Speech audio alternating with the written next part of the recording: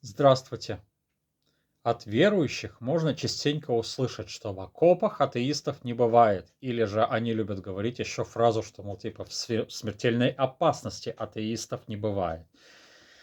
Знаете, что я вам скажу, дорогие верующие? Вы опять обкакались, не сняв штаны. Вы опять ошиблись. Потому что только в смертельной опасности и рождаются настоящие атеисты.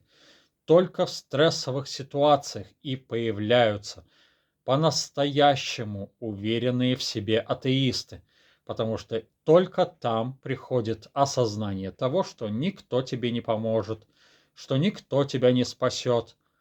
Именно там приходит осознание, что помощи ждать не от кого. Именно там приходит осознание, что молитвы, которые произносятся на самом деле просто в пустоту. Так что, верующие, опять вы ошиблись с тезисом.